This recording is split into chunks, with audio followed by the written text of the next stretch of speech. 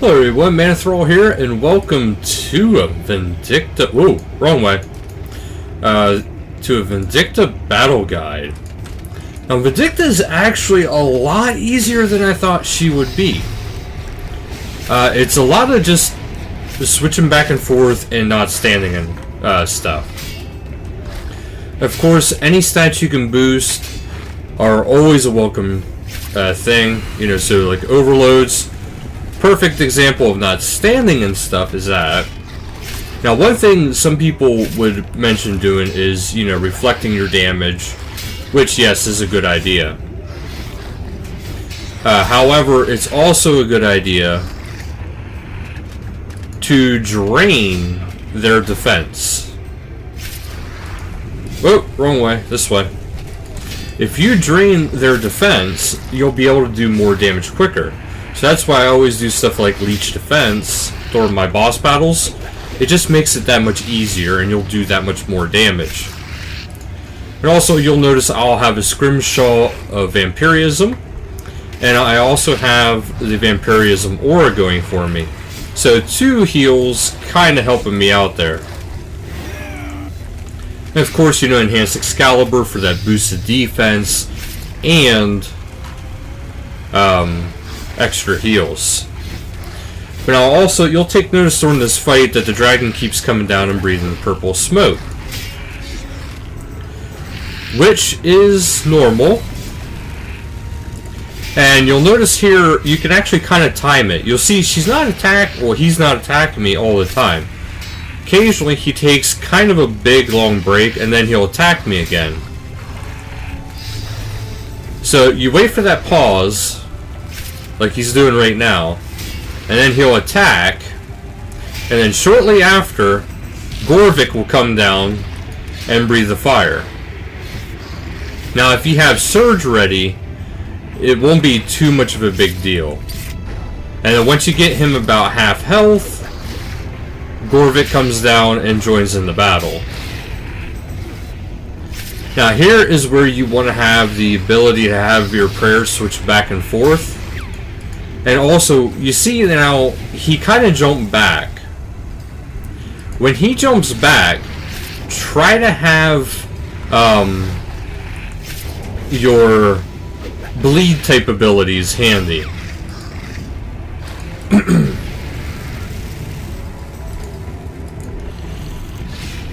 So, that's really all it is. Oh, in this part, you want to do your prayer switching to help reduce any damage you have coming in.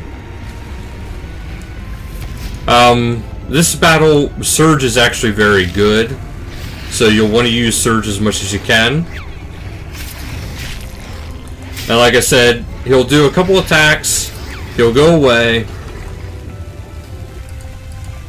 Okay, my guy just stood there for some reason. He didn't.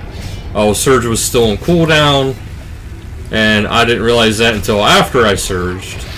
So that was kind of a mess up on my end. I'm not doing quite so hot with dodging the breath or prayer switching. I wasn't paying attention there.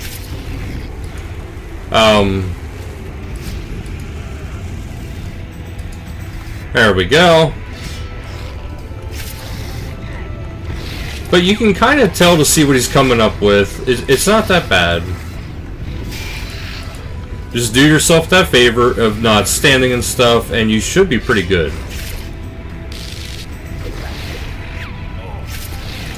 And there I messed up because he kind of went out of his normal ways.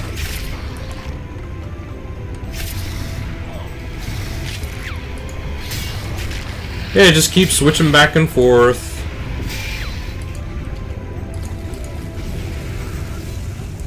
Yeah, see, if you surge through that, you won't take damage.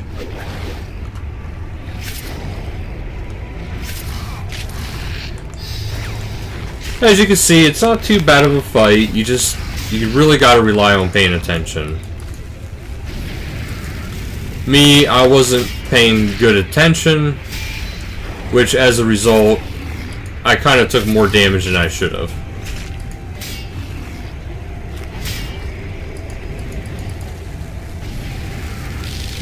So he usually seems to always start off. You can always tell whenever he's going to do certain attacks because he'll kind of wind back to get ready to do his attack like that.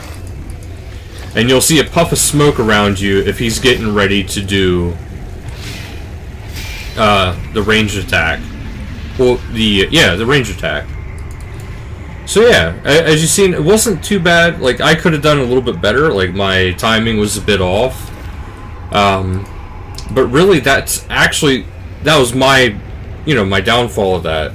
So, the battle, not too entirely hard to do. But you just want to watch out for certain things. Like I said, when it gets to about 100k, that's when Gorvik comes in. You want to watch his attacks. If you don't see the puff of smoke start to form around your character, protect melee. That is the simplest way to think about that. If he is doing that, you want to protect, well, if there's no smoke, protect melee. If there's smoke, protect range. Simple as that. Well, protect range or deflect range. Well, deflect or protect. That's going to be your main target. And like in the beginning part of the battle, when it's just you and Vindicta, occasionally he'll swoop in, but it's actually kind of normal. He'll do like a spin attack. He'll do a couple auto attacks, or the other way around. He'll pause for a little while. He'll attack you again. There'll be maybe a couple second delay, and Gorvik will come in and breathe that purple fire. So you got to watch out for that. Have surge ready, because if you surge through it, you won't take damage from the surge. But if you walk through it, you will take some damage. So you want to have surge kind of ready. But as you've seen, most of my downfalls with it was just my poor timing. I wasn't timing it properly, which is what actually hurt me in the end. But as you guys can see, I actually kind of fought him relatively easy, a lot easier than I thought he would be. So just keep in mind that those few little things. He doesn't have a whole lot of mechanics to him.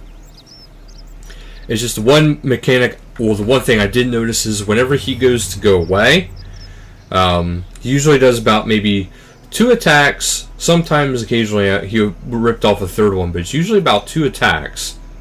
And then he'll go back to breathe the fire and then come back in and attack you.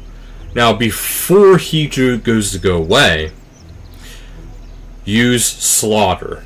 You want to use a damage over time ability, especially one like Slaughter, because Slaughter, if your target is moving from their location, they get 3 times the damage as they normally would.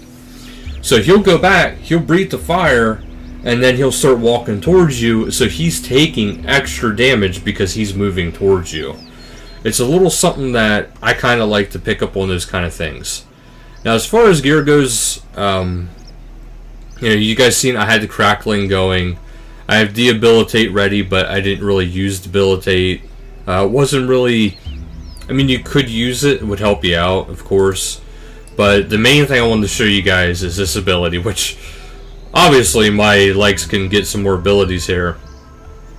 Is the Absorbative perk, which means you have a 20% chance to reduce an attack by 5% per rank.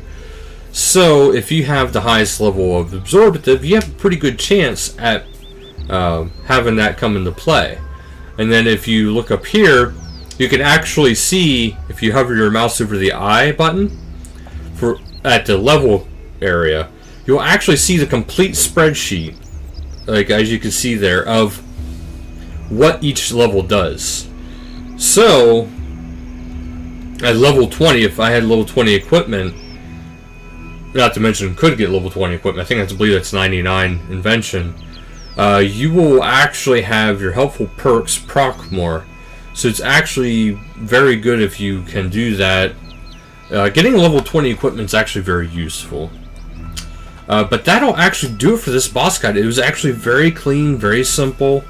It's another one of those bosses where you don't want to stand on anything, and you want to kind of prepare. If you do make a mistake fighting Vindicta and Gorvik, it's actually not overly punishing, which is something I kind of like, because I like the bosses to be kind of challenging, but not too overwhelming. And I think Vindicta is a pretty good one. Now, if you've seen too, during the drop, I got this here, which is the Seal of the Dragon Rider. Now, if you're not familiar with God of War's Dungeon 2, Each boss will give you seals, and also even inside of there you can get bounty hunter quests. And if you complete bounty hunter quests, well, not quests, but dailies, weeklies, if you complete those, you get extra reputation into your faction, which gives you more and more unlocks. Right now, I'm not too far into the reputation system because I don't really fight these bosses too often. But as time has been going on, I think I'm probably going to be fighting these bosses just a little bit more as time goes on and on. Especially now that I'm actually playing a bigger role with having this account more active. Because you want to use stuff that'll boost your combat. Another thing I would have actually personally done if I had the materials and resources available is I would have had one of my favorite potions to actually make. It's actually the Overload potion, and it's in the crystal flask. So I got 2 potions. It's the Overload and the Prayer Renewal. This way I constantly have my prayer being boosted, but I have all my stats boosted also. And if you do have your Scrimshaw activated, make sure you deactivate it afterwards. The Scrimshaws, they can be very good. So between the Scrimshaw, which it absorbs some moderate damage that you deal, and then if you have Vampirism, it'll heal you for even more. And then if you have the Blood Amulet, it'll heal you even more on top of that. So there's a lot of healing going on with that, but it actually takes away from my worry of what I have to heal with. But I believe that covers everything. Just try to be careful and don't stand in stuff. And watch out for the prayer switching back and forth when it comes into the second phase, which the second phase is whenever Vindicta starts to ride Gorvik. And remember, if you see smoke, protect range. If you don't see smoke, have protect melee on. That's all you got to worry about.